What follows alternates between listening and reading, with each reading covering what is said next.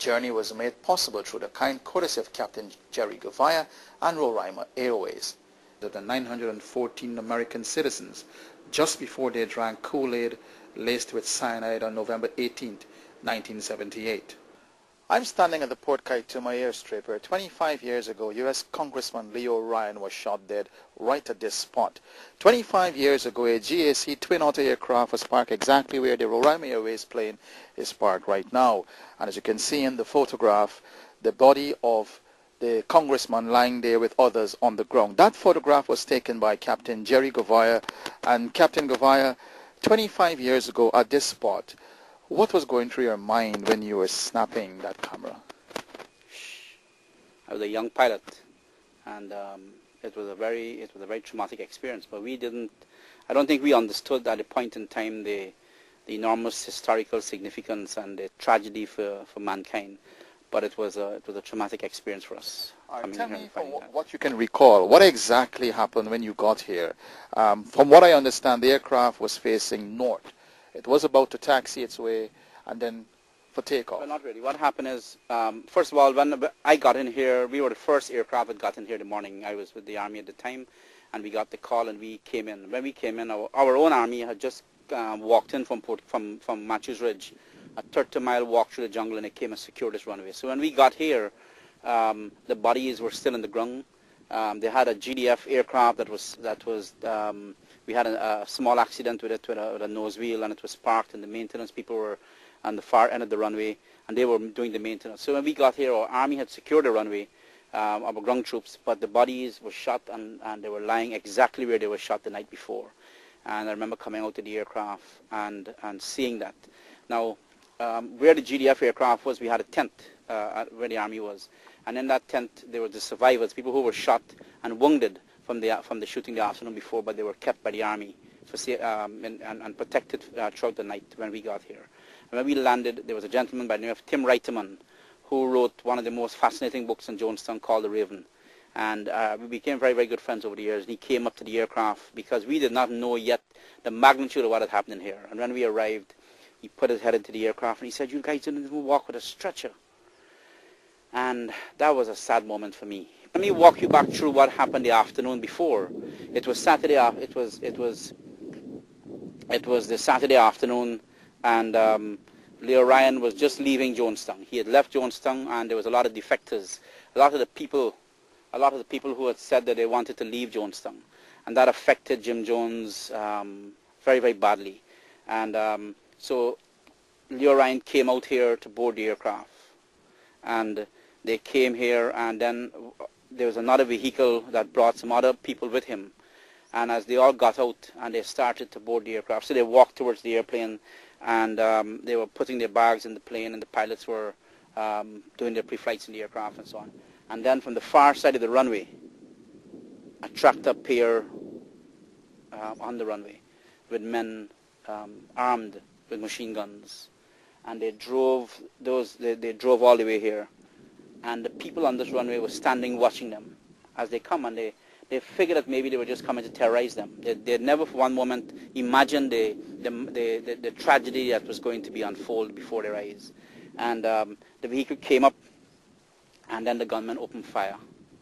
And Tim Reiteman in his book was describing the scene, and he said it was staggering. There were bullets all around him, and there were people falling around him. And he said that he started to run, and he was running into the jungle on the far side of the runway here. And he said as he was running, there were bullets flying on both sides, and he could feel his watch fly off his hands as the one bullet tore his arm apart. And then he said he went airborne. And he went airborne, he said. And he could feel the bullets, and he could see the bullets digging the ground up below him as he went airborne into the bush. And he crawled on his hands and his knees away into the jungle while the shooting continued. And he said he had no time to look back. But the people who actually saw some of this will tell you that the gunmen were in no hurry. They came up and they were going over the people that they shot and were shooting them at point blank into their heads. A lot of the defectors, the congressman was shot, a lot of the photographers were shot. In fact, one video man was shooting the scene of the shooting as it was happening, and he was shot and went down with his camera. And that was a very, very traumatic experience. Now, the unfortunate thing was here is that our own army was on the ground, but the people who were on the ground were mechanics. And even though they were soldiers and they were armed, I think it took them by surprise. It was a very sad moment for our army as well, because our army might have been able to prevent this had our troops maybe been a little more alert to what was happening. But they stood by and watched this unfold, and then the people calmly went back to the tractor, climbed into the tractor, and drove away. And they did say they're going to come back. They did say they're going to come back. At the end of that, there was another small aircraft that was on the runway as well, sitting at the end of the runway to take off. And in that aircraft was one of the gunmen, and he took out his gun and he shot there was another person on the aircraft, a defector, and he shot that defector. And I remember the pilot for that aircraft, he is actually not very sane at the moment. I don't know, he actually became very unstable. But basically what happened was the gunman shot the lady, and then somehow the gunman was apprehended.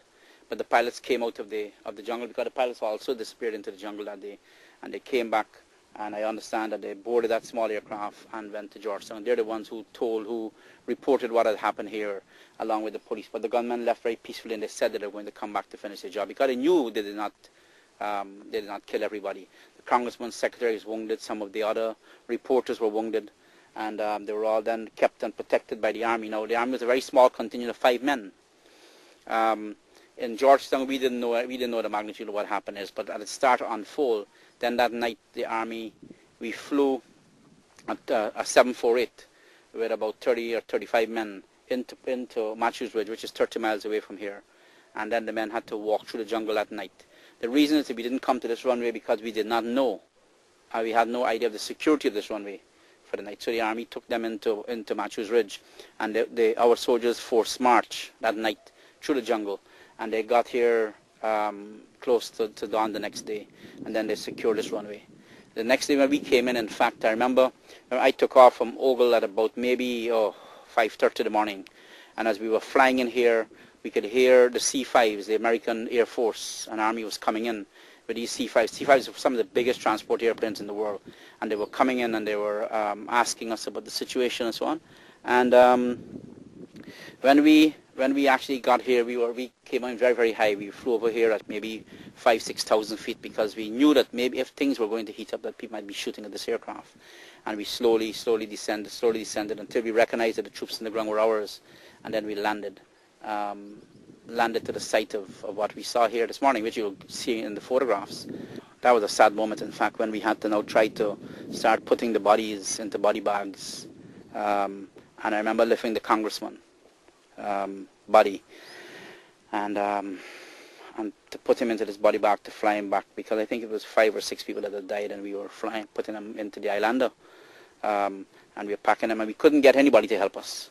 So the 2 pilots, and then we got maybe 1 or 2, I think, Armenian boys to help us to do it, and because Guyanese people are very superstitious, and so we were putting the bodies into the body bags, and then we took off and we flew those bodies back to Georgetown. And then that is where the drama started, because we came back in that afternoon. This was now the Sunday, and we came back in to basically secure this run. By the time we got back here, we had other helicopters, and we had another twin otter on the ground and so on. We had pilots like Michael Chanasu, who had been taking pictures, and Robbie Roberts and so on. And we had secured this runway, and we were standing here that day and planning now the operation to go into Jonestown that afternoon, because up to that time we had no idea what had happened to Jonestown. Jonestown is 6 miles away from here, and I remember standing and watching the army officer. His name, I think, was Lieutenant Colonel Johnson, and he was briefing his men about now the fact that they have to go into Jonestown. And he was telling them as they were preparing to go the afternoon that they didn't know what they were going to find. They didn't know who the enemy was and who the friend was. And so they had to be very careful. But the idea was to go and basically secure and shut Jonestown down on the Guyanese military command. After talking with Captain Gavaya at the airstrip, we boarded a 4x4 pickup and headed for Jonestown.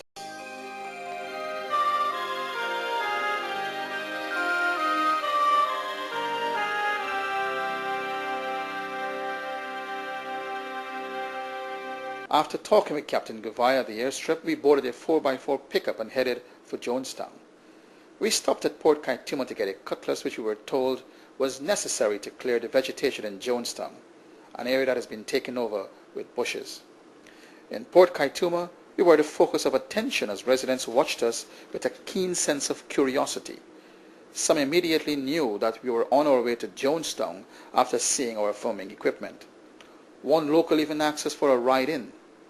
From appearance, the busy area looked to be the heart of the community, filled with shops at which almost anything seemed to be available.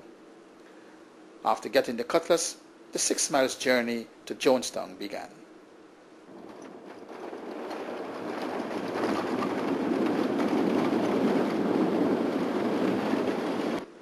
Even as we drove on land, I was thinking of what we will find in a now deserted town. Remnants of a signboard or some kind of indicator mark in the place. There was none. Captain Gouveia's memory of the area was our guiding light. We eventually reached what used to be the entrance. Being my first time, Captain Gouveia insisted that I walk.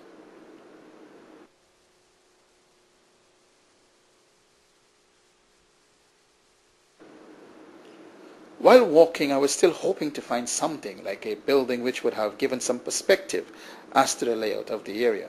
There was nothing, only the sound of the insects and other fauna.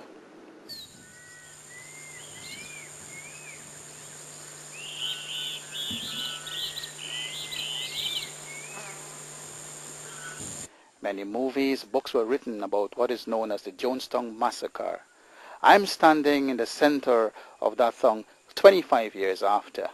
All that is left, vegetation around and this small bunch of banana on this tree. What was created here, I mean, with all of the bad things that happened, is an example we could actually take to develop our hinterland. Out of this virgin jungle and nothingness here, these people created an orderly society with schools, with hospitals, with farms, with playgrounds and tennis courts and basketball courts and living accommodation. That was actually very, very impressive.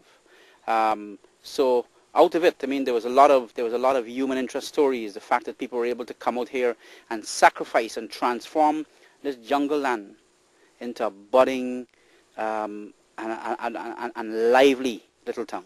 We are in the heart of Jonestown. On the left-hand side is the pavilion, where all the bodies were. This is where the people's temple, and they met there for prayer, for eating, for cultural shows.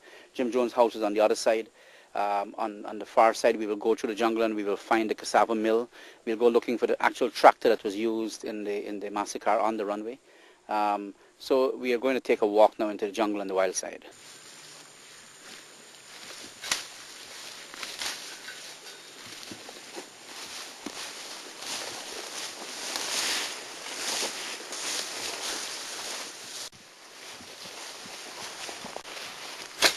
After trekking through some thick vegetation, we came to this structure. Captain Gouveia, this has some history, isn't it? This is right here. This is right here. Right here it was all the years, and this was the cassava mill. Just across from the pavilion on the other side. You know, it tells you that the people here were very, very industrious. They were already way advanced in trying to use Guyanese products to survive and to be self-sufficient, and this was an example of it. But this would have come from overseas, obviously. That's right, but it was used to process the cassava flour that they were using to do all the things that they were living on here. And Very interesting. this has actually survived 25 years. That's right, and you're going to see some other trucks, and we're going to go over there to look for the tractor, the actual tractor. So if you guys still got what it takes, let's go.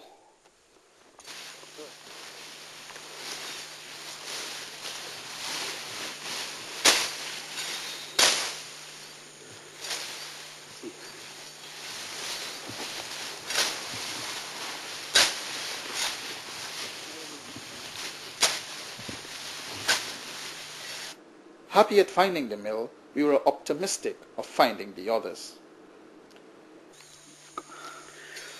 We spent a while looking for this tractor. It's this particular tractor that Captain Gouveia said that was probably used to take the gunmen onto the airstrip.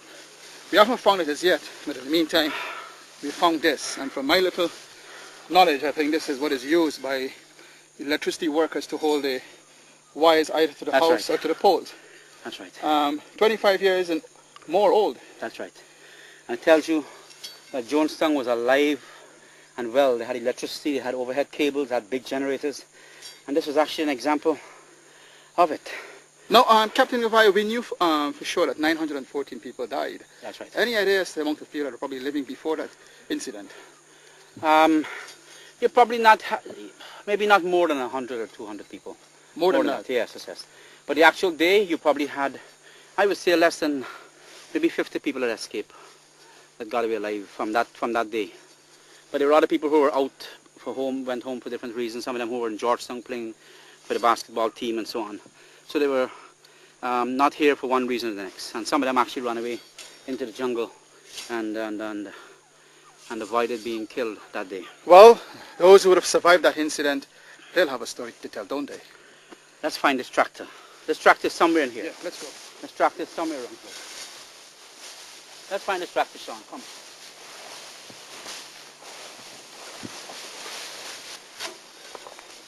Yes, we are seeing some metal. And I think we have found our tractor.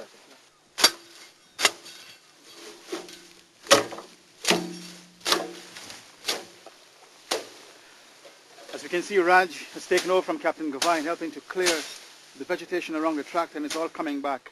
Here we can see the steering wheel and what is left of this tractor. We don't know for sure what model it was, or it is. Let's see what model tractor it was. And we are trying to ascertain. No, this was start and stop. Okay. All right, Captain Gavine, I'm told that at some time ago, 25, 26 years ago probably, you actually drove this tractor. No. I just came to we found this tractor after the problem, and but as I come over the years, the jungle keep on hiding it from me, and I always have this process of hide and seek with this tractor. We try to find it back for people, but this tractor is a very significant part of the history of Jonestown. This was a tractor, as I said earlier, that was used by the gunmen, or to transport the gunmen. They had a trail behind it. They had a trailer behind it. Okay. Yeah. Well, history here, 25 years after, we are still at Jonestown trying to bring back memories, not pleasant for some, as to what happened here 25 years ago. And as you keep hearing Captain Gavai saying, it was a very busy, buzzing town, lots of people here. So this was a very important part. They did a lot of agriculture, so this tractor obviously was very involved in their life on a daily basis until the day it was used tragically. It's probably used for plowing the land, That's transporting right. produce, That's transporting right. people. Going between here and Port Kaituma all the time. Was this the only tractor they had? I don't think so.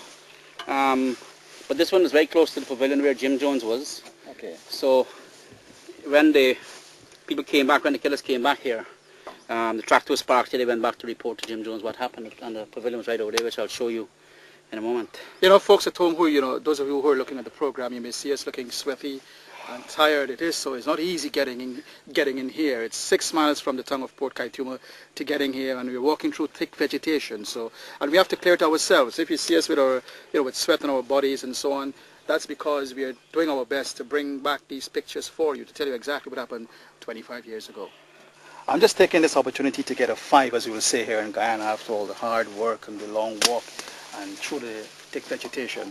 I'm doing this because Captain Gavai, I'm told, has gone to see if he can find a pavilion, and it's a pity that this tractor, is not working. Probably could have used it to reach the other end of the town. Captain Gavai, I'm told, has gone to see if he can find a pavilion, and it's a pity that this tractor, is not working. Probably could have used it to reach the other end of the town.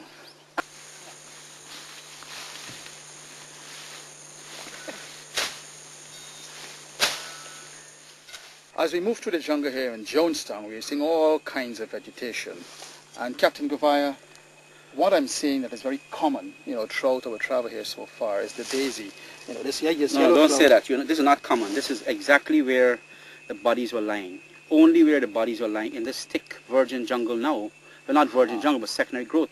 Are you going to find the daisies where the bodies were lying? where the bodies were not lying, you find razor grass, and Okay. and we'll go to the other place now where the bulk of the bodies were, and you'll see it's all covered with daisies. Don't ask me why. So even the daisies have, will have a story to That's say. right. Now, while Captain Gavai is at the back there clearing a trail for us, and we are doing all the hard work, this is our driver. He's just sitting here doing nothing.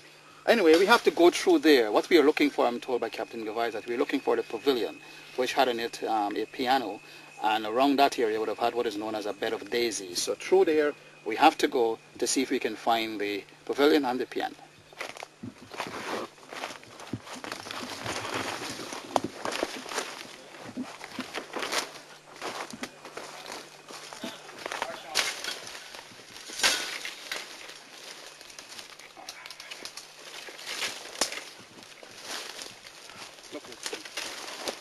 Hold me back, hold me back. Take your hand off of it, take your hand off of it.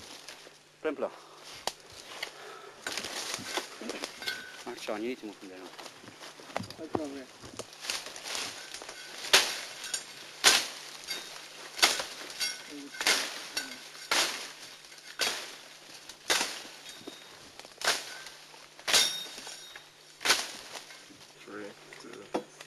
So we are still looking for the piano and the pavilion, but on our way through the thick vegetation here, we have come across this metal object. Captain Gavai, any idea what you think this is? Looks like a air condition to me. It looks like an old air conditioning unit, but I can't tell you for sure.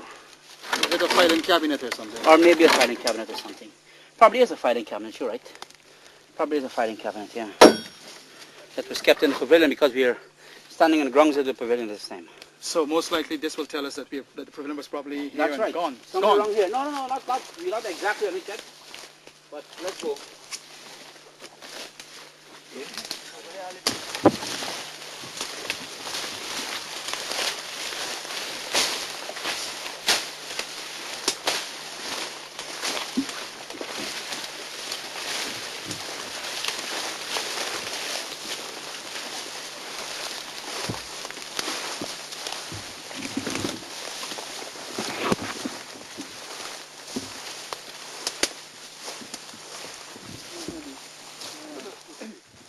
Still tired, guys.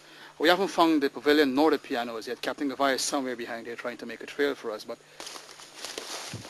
Captain Gavaya, I just saw some fruit trees, and on our way looking for the pavilion and the piano, you were telling me about a bed of daisies. I think we are standing in the middle of that. This is where the bodies lay 25 years ago. This is it. 18th of November 1978. You told me earlier that we saw a couple of daisies before. That's right, because they had some bodies in clumps and then some bodies were spread out. But this is where the bulk of the bodies were. So we're on the grounds of the pavilion here.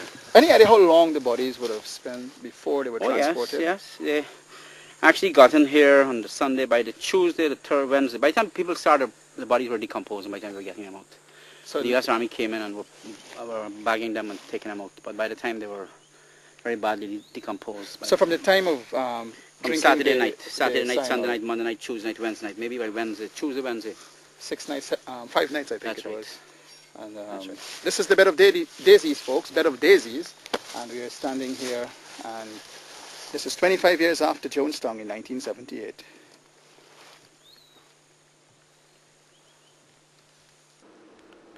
From the bed of daisies, we made a chilling discovery. You know, they were drinking the Kool-Aid, laced with the cyanide, from half drums. Can we show you this? Come with me. This.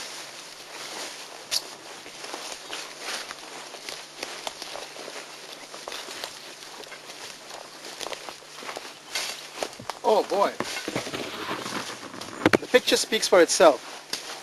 As Captain Gavai was just talking about the half drum, and we know the story that the Kool-Aid was mixed in these half drums, and this is a half drum, and we would want to assume that it's probably one of them that was This is at the entrance of the pavilion. They were at the entrance of the pavilion along there, and we can only assume that. But it's here.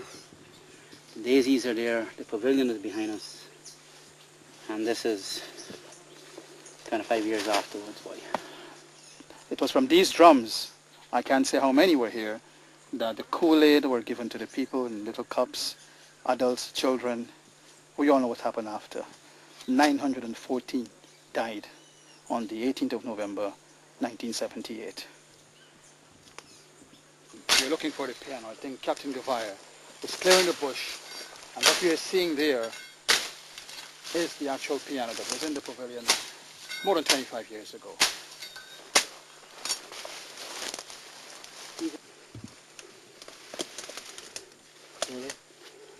Okay, Captain Gavaya, we've actually found the piano that we were looking for quite some time now. Yes, this is inside the pavilion. When you talk about a pavilion, what are you talking about? This was a meeting area. Stairs, or yes, this is a building? It was a building. It was a building where they call it the pavilion. That's where they did their prayers, where they had their tongue meetings, Okay. and this is where they committed suicide. In the pavilion itself? That's right, and around it. They were coming in there. And this piano, this organ, was what was used in their religious ceremonies and their singing and so on. And when you listen to some of the actual tapes of Jonestown in the pavilion, which I will share with you, you'll hear this organ play. So this is it here, folks, what is left 25 years after that disaster. We are seeing the keys all battered up, even unrecognizable 25 years after. But there it is, part of the history of Jonestown and what happened in 1978. This looks like part of a generator, generating set. And what you're looking at here is one of the trucks that was used by the People's Temple. Jim Jones' house was not very far from here. It was just behind there. In fact, if you see, I think there's some banana trees. If you see them behind there, we're going to take a quick walk. So this basically was his personal truck? I don't know if I know that I was told by one of the people who came with us, one of the survivors, that this is one of his favorite trucks. He would normally drive it sometimes, or he'd be driven around in it. But Captain, if I tell me this, I'm going to try to take a seat up here. See, it's still steady. Yes, it is. These vehicles, these are big vehicles. I mean, yes. How would have this gotten here 25 years ago? Well, they were coming out to the Atlantic and entering the Winey River, and then coming through and passing through the Mora Passage, and then coming into the Barama and the Port Kaituma River, and coming right into Port Kaituma. Unload these things onto the docks at Port Kaituma. Port Kaituma, remember, was once a place that supplied with a logistics port for Matthews Ridge, which was once a big mining tongue, a manganese mining tongue. So they were ideally situated here, and so big trucks, cement, getting into Guyana legally was no problem, because that river, the access they used was unmonitored. Well, this is the truck, according to Captain Gavaya, one of Jim Jones' favorite trucks. Used for many reasons, transporting people, transporting produce. It's a left-hand drive truck. All that is left here, seems to be the brakes pedal, probably the clutch, and the gear stick. I'm not certain whether it's automatic or manual, but stark reminder of the history of this place called Jonestown.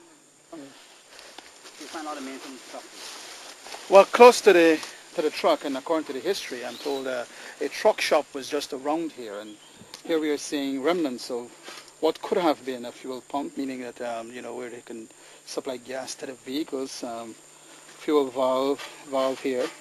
So maybe this was their gas station, or part of the gas station here at Jonestown more than 25 years ago.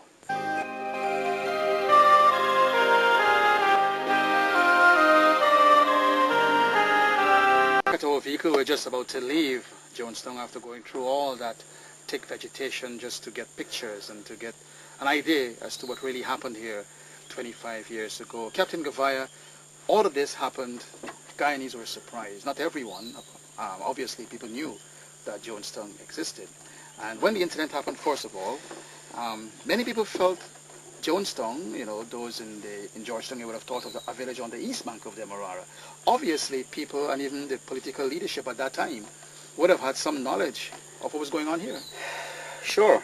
A formal application was made to the government because at the time, I believe the government was promoting hinterland development, and we needed to populate our hinterland areas, especially this part of the country. And so that when the People's Temple made the application to come here and to develop what they call an agricultural township, I think it was something that the government responded to enthusiastically to, because they saw it as a way of, first of all, of populating this area, and then bringing new technology of helping the people of Port Kaituma, because there was good medical care, they were given a lot of advice in terms of agriculture. But very interestingly, one of Jim Jones' right-hand men told me that when they actually came to Guyana, it was a very strategic way they infiltrated Guyana. They came and they brought in nurses and teachers and agriculturists and doctors before they came, and they were going out to schools and to the farms and talking to people and helping people. And they also had a lot of young people that came into the city of Jonestown. I was a young boy at the time, and they would come. I know days we used to go to Dog and the Bone and Bow and Arrow at the Pegasus and so on, and they actually used to come and party with us, and it was all part of the strategy to infiltrate our society and become part of us. So by the time the application was made to the government, that already there were goodwill, there were good feelings about the. If I may ask you, infiltrate for what purpose? Infiltrate because they were, from history taught us that the People's Temple, Jim Jones were actually moving away from the United States for a lot of reasons. First of all, he wanted to find a safe haven because there was a lot of allegations about a lot of wrongdoings he'd done in the States, and he wanted to come here to set up this and maybe get away from that, to get away from the hands of the law of the United States. But then also he was preaching this concept of the nuclear disaster, and Guyana was supposed to be one of the places that was going to be safe. And if you were also going to be living and trying to be absolute leader, an ultimate leader of 1,500 people, what is the best place to do it?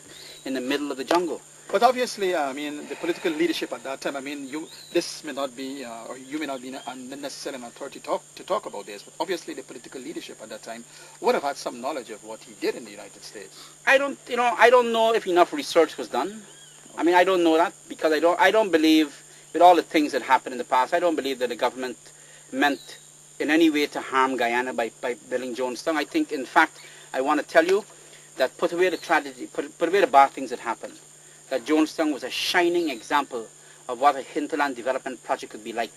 And these people came here and they worked hard, and before Jim Jones actually moved to Guyana full time to live, the people were living happily. They were working and they were happy, and they actually loved what they were doing here, developing this community out here in the South American jungle. So all this thing that we heard about Jim Jones was a secret, that things were done in secret, these allegations, they're not true. Well, like you said, I'm not an authority. I could just tell you from a young man growing up at that time as a young army officer, that even when I was in national service, when I was at base at Papaya, and we used to come with the boats, and when we got to Mabruma, the People's Temple's boat, they had like a trawler. They used to give us a ride up to Port Kaituma, and I used to sit in the boat and speak to many of the young people from the People's Temple, and they were regular young people, and they were saying what they were doing, and that they were working and they're developing this community, and this community is going to be a model for the rest of Guyana and the rest of the world, and it was a utopia. It was a utopia that came to a crushing end, to a violent end, to a fiery end, and it all happened because of a young boy.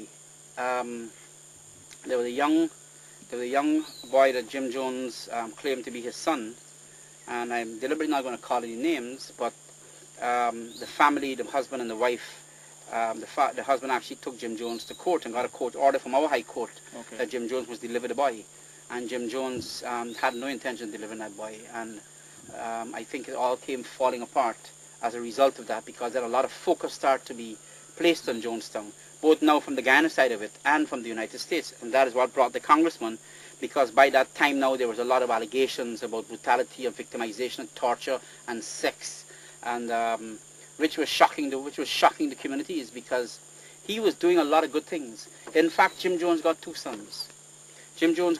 One is Stephen Jones and one is Jim Jones. Jim Jones is a black adopted son, and Stephen Jones is a biological white son. And they're both 6-footers, and they were both part of a security contingent here, and they were part of the basketball team. And I met them in 1998. The Jonestown basketball team. Okay. These boys were fantastic. They used to go to Georgetown and play on a national team like if it was a different country. And both of them were very articulate. And I met Jim Jones Jr. Here in Guyana. I brought him back to Jonestown. He and Stephen Jones a couple of years ago with ABC television. And it was a fascinating experience to walk back through Jonestown with the two of them, and to hear their life growing up as sons of Jim Jones. They used to call them the Rainbow Family, because they had The black son was Jim Jones. You had the white son, which was Stephen Jones, and he was the biological son. Then you had a Korean daughter. And Jim Jones, they said Jim Jones, they lived a regular life. And they never knew what their father was doing until later on. So they were living here not knowing of all these allegations? When they knew that, to control a community of 1,500 people, to do the things here, there must be punitive action that is going to be taken and so on. And sometimes what is wrong, what appears wrong to the world and the outside, when you come into a close community like this, it looks like part of the disciplinary, and people kind of get away with things. And if you don't stop it early, when you start to have an absolute leader, the danger with an absolute leader, he starts very slowly. This is important. I want you to... An absolute leader starts very slowly. He starts picking on one person, and then he gets everybody to agree with him that this one person is a danger and enemy, and he penalizes this person. And then everybody forgives the leader for being harsh with this one person. And then he starts with the next person, and then he starts with the next person, until he got absolute control of the entire community. And so the minute you see an absolute leader start to butt his head, his colleagues need to harness him. All right, before we go, Captain Govaya, we heard so many rumors after this suicide, and there were so many things said that Jim Jones didn't die, that he didn't, he left the country and all of that. We all know the history. For the record, he shot himself. I saw him. I saw the body. Okay. He was dead. And can you say where was the bullet wound?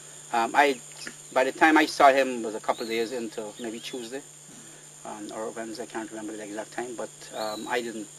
I mean, it was all in here was hell. It was smelly. Bodies were decomposing, and but we saw the body. We saw the body on the Monday, briefly, because by that time the security was taking control of the place, and so it was just a matter of, it was cursory looks.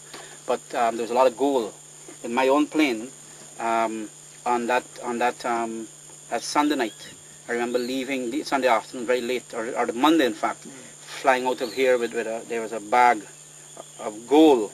Raw gold. Okay. That was when we got to Ogle, the police and some very senior functionaries escorted away from Ogle. I don't know where it went and what became of it, but I know that there was the officers that came in found the passports and currency, but all these things happened with the police and the army in control. And then when the U.S. came, of course, these things were probably, I don't know if they were handed over. I don't know. I was too young. Now, finally, the bodies, 914 people, were each body placed in a coffin, 914 That's right, coffin. that's right, that's right. They were all placed in body bags and flown out of here and put on C5s and flown back to the United States. In closing, I just want to leave with you a little quotation that Jim Jones had, and he used to tell his followers, and that quotation was written on a board and used to be right over his head where he used to sit in his chair. Those of you who would have seen pictures and if possible the movie, you would have understand what I'm talking about. The board said, "Those who forget the past are condemned to repeat it." 25 years after, we are here, and for the families of those who would have passed away and even those who would have survived, the memories would be very, very painful.